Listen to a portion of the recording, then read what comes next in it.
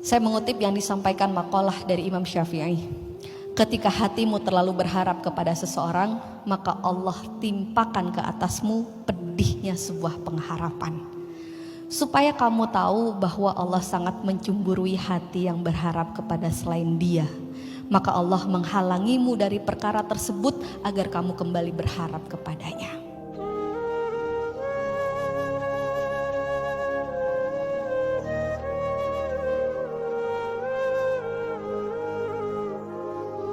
Bun, ini saya ngasih kabar ya. Marah 5 menit, sistem imun kita mengalami drop atau stres selama 6 jam. Silakan Anda total sehari marah berapa menit. Oke. Sebaliknya, tertawa 5 menit, sistem imun kita mengalami recovery selama 12 jam. Gimana anak kita mau sehat mental, mau sekolah riang dan mau nyerap menerima pelajaran kalau pagi hari hectic morning sampai sekolah dia lemes. Udah pagi hari udah habis 5 menit dia mengalami stres selama 6 jam sampai sekolah udah lemes. Wajar saja karena ketika anak tertekan salah satunya dendrit sinapsnya itu akan tertutup. Jadi dia tidak akan bisa mengakses pelajaran dengan baik. Kalau pengen anak nyaman belajar, maka bikin suasana hati dia riang dulu. Oke? Sekarang kita tinggalkan VOC parenting. Yuk kita sama-sama gentle. Gentle itu bukan berarti kita lemah, bukan berarti kita mengiyakan maunya anak. Tapi gentle itu kita mengkomunikasikan, menyampaikan kebaikan dengan cara yang baik. Oke? Kita mendidik anak dengan cara menyampaikan kebaikan, menyampaikan aturan dengan cara yang baik. Bukankah Rasulullah kita seperti itu? Ya nggak Bun? Yes, oke. Pertanyaannya, menurut Anda sudah pulih belum? Sudah pulih belum? Siapa yang sudah pulih di sini? Kalau dari raut wajahnya sama ekspresi matanya sih masih banyak luka batin ya. Masih banyak kecewa. Saya mengutip yang disampaikan makalah dari Imam Syafi'i. Ketika hatimu terlalu berharap kepada seseorang, maka Allah timpakan ke atasmu pedihnya sebuah pengharapan. Supaya kamu tahu bahwa Allah sangat mencemburui hati yang berharap kepada selain Dia, maka Allah menghalangimu dari perkara tersebut agar kamu kembali berharap.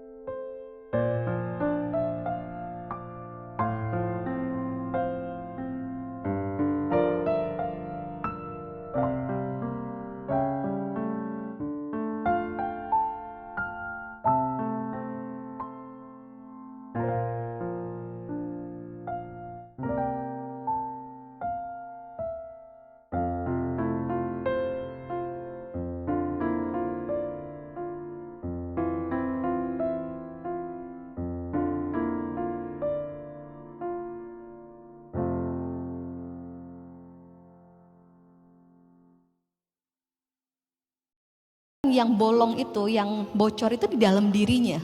Maka sebanyak apapun orang bilang, wah kamu Masya Allah, kamu Masya Allah, akan bocor lagi. Dikit-dikit ngerasa tidak berharga lagi.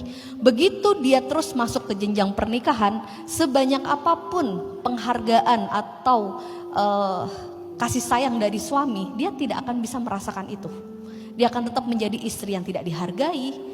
Begitupun jadi ibu, dia akan merasa menjadi ibu yang tidak dihargai, tidak berharga. Jadi emosi-emosi yang tidak selesai di masa kecil, dia akan terus hidup dan membuat luka-luka baru di fase selanjutnya.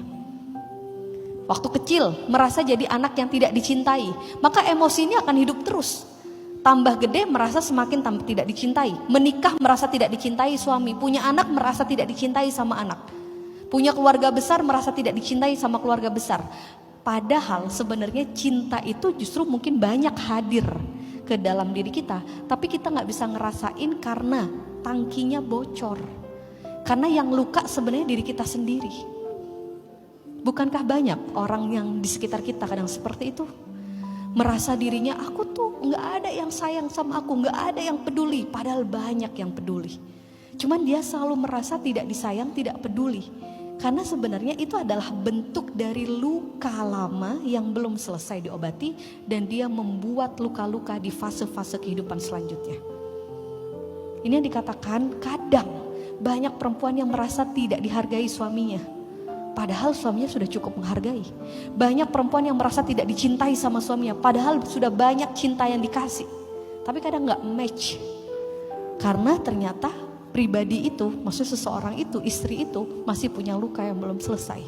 Dan seseorang ketika dia masih punya luka yang belum selesai, kita sebut dengan istilah unfinished problem, dia akan menjadi potensi menjadi toxic person.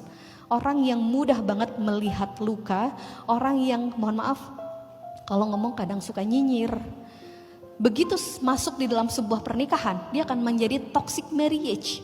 Alih-alih saling mencintai, tapi nyatanya saling adu nasib, saling adu luka, merasa paling tersakiti. Benar gak sih? Menurut Anda, yang paling capek di dalam rumah tangga, bapak-bapak apa ibu-ibu?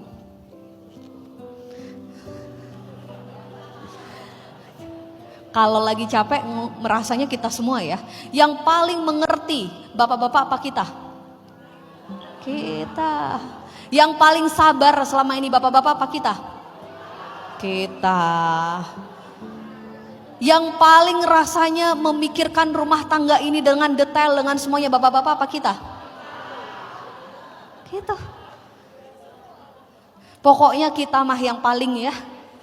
Udah paling menderita, paling capek, paling berjuang, paling memahami. Bahkan kadang kalau saya punya komunitas namanya Ruang Pulih Perempuan, sampai ada pertanyaan gini, kenapa Bun? Kita terus yang harus belajar.